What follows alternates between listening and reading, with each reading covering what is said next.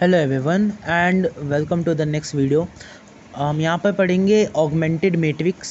ठीक है, augmented matrix क्या होता है हम अभी देखेंगे।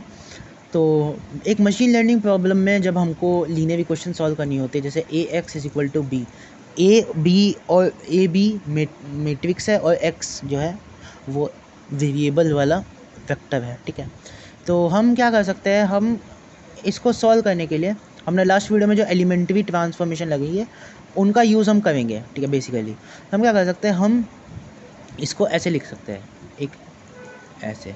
ये क्या है, इसका क्या अर्थ है, ये हम अभी देखेंगे एक सेकंड बाद।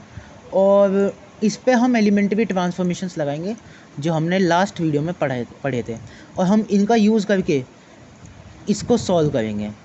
तो एक ये एग्ज़ाम्पल है मेरे पास, है ना, एक बड़ा अच्छा एग्जांपल है। तो यहाँ पर क्या कहा गया है, यहाँ पर ये कहा गया है कि एक सेकंड, यहाँ पर कहा गया है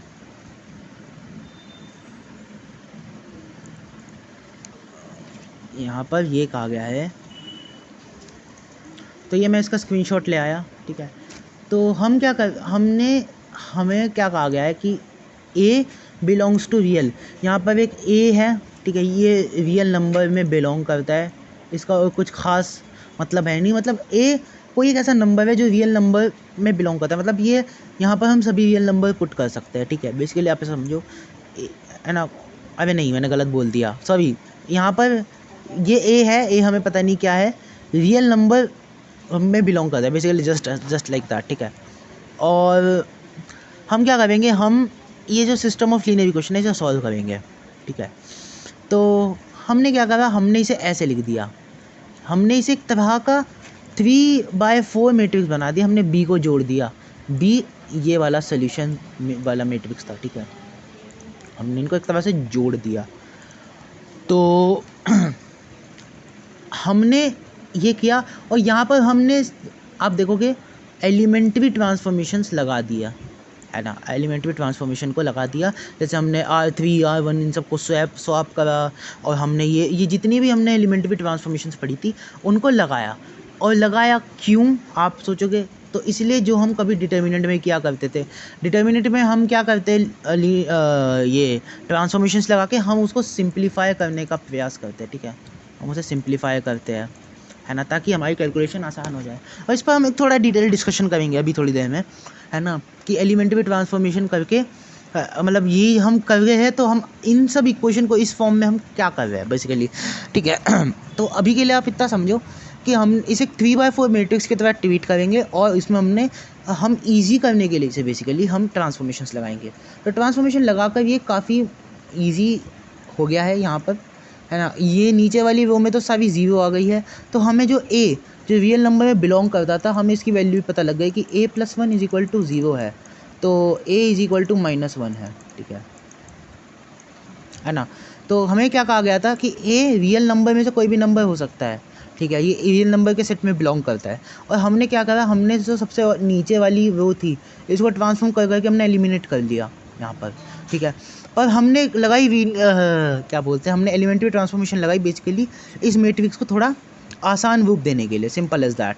ठीक है, तो augmented matrix is a convenient form and the row echelon form reverting this compact notation back to the explicit notation with variable we obtain। तो हमने क्या करा, हमने इसे रो इक्लॉन फॉर्म में कन्वर्ट कर लिया। आगे बात करेंगे रो इक्लॉन फॉर्म होती क्या है ना। तो बेसिकली भी आप ये समझ लीजिए, हमने इसे एक ईजी फॉर्म में कन्वर्ट कर लिया। इस ईजी फॉर्म में कैलकुलेशन करना बहुत आसान है। ठीक है, so for a is equal to -1 this system can be solved. सबसे पहली चीज़, हमारी जो दिक्कत थी वो थी हमें a निकालना था, जो हमने निकाल लिया। a निकालने के बाद हमने इसका सॉल्यूशंस निकाले हैं, और हमें एक पर्टिकुलर सोल्यूशन मिला है, और फिर हमने जनरल सोल्यूशन अपने जो पहला तरीका था उससे हमने निकाल लिए। तो ये ऑगमेंटेड मैट्रिक्स से हम समझ गए कि भाई, मतलब हम समझ गए ऑगमेंटेड मैट्रिक्स क्या करता है। हम क्या करते हैं, हम जो हमारे वेट्स वाला मैट्रिक्स होता है, ये वेट्स वाला जो मैट्रिक्स होता है, इसे वेट्स वाला मैट्रिक्स बुला लो, या कोएफिशिएंट्स वाला मैट्रिक्स बुला लो। ठीक है, जिसमें सारे के सारे कोएफिशिएंट्स होते हैं of all of the linear equations. और यहाँ पर सोल्यूशन वाला मैट्रिक्स यानी वाई वाला मैट्रिक्स। ठीक है, तो इन दोनों को में से ऑगमेंट कर सकते हैं। अब इसमें हम स्पेसिफिकली कर क्या रहे हैं, देखो ये वाला पॉइंट ना थोड़ा अब आपको थोड़ी इंट्यूशन देगा कि हम जो कर रहे हैं ना हम वही कर रहे हैं जो हम कभी करते आ रहे हैं, just in a more convenient form. तो हमने यहाँ पर क्या, हम एक चीज़ समझो है ना, मैंने आपको क्या कहा कि भाई अब समझो जैसे 2x1 + 3x2 = 5 है ना, और हमने क्या कहा, हमने कहा 3x1 + 2x2 = 6, ऐसे कोई इक्वेशन है मान लो। तो हम इसे मैट्रिक्स में हम इसे सॉल्व कैसे करेंगे, हम क्या करेंगे, हम इसमें इन सबको इधर भेज देंगे, ठीक है, यही तो करेंगे हम जनरली भाई, इन सबको इधर भेज देंगे।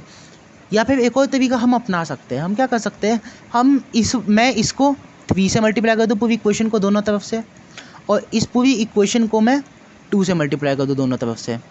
अब इससे क्या होगा, x1 का कोएफिशिएंट कैंसिल हो जाएगा। कैसे हो जाएगा, जब मैंने इसे 3 से मल्टीप्लाई किया, इसे 2 से मल्टीप्लाई किया और इन दोनों को सब्सट्रैक्ट कर दिया, तो मैंने इसको करके दिखा देता हूँ मैं आपको।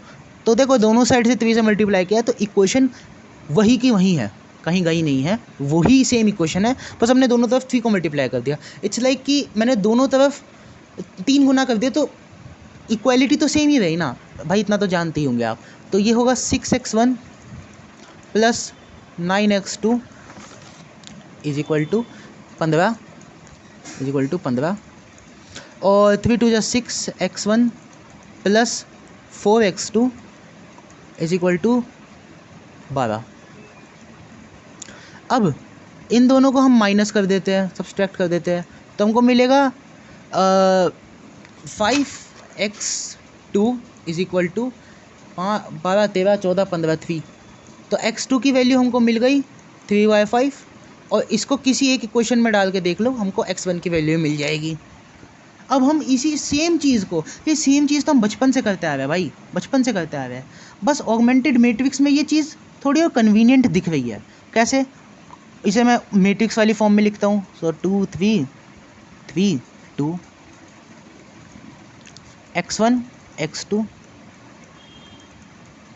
5 6। ऑगमेंटेड बना लो, 2 3 3 2 5 6। एलिमेंट्री लगा दो। कैसे भाई, एक एलिमेंट्री ट्रांसफॉर्मेशन क्या थी हमारी, क्या थी कि भाई मल्टीप्लिकेशन ऑफ अ रो और a column with a non zero number, ठीक है।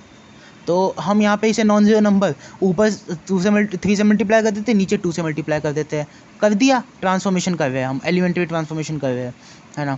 तो 6 6 9 4 15 12, ठीक है।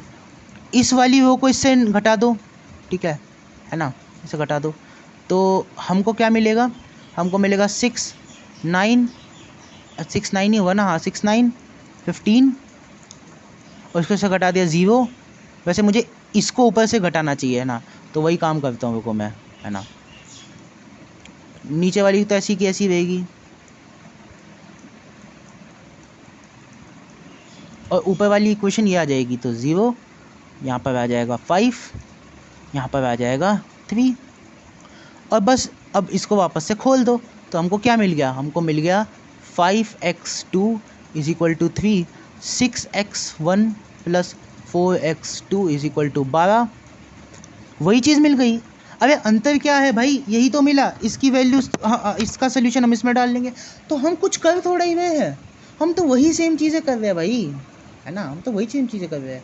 तो ये चीज़ें थोड़ी, ये बस कन्वीनियंट टूल है, कर हम बेस पर वही रहे हैं, है ना। तो आज की इस वीडियो में बस इतना ही, मैंने ये इंट्यूशन आपको देना चाहा। ये वीडियो में मैं मानता हूँ आपको सब समझ आया होगा। आज की इस वीडियो में बस इतना ही, मिलते हैं अगली वीडियो में, बाय।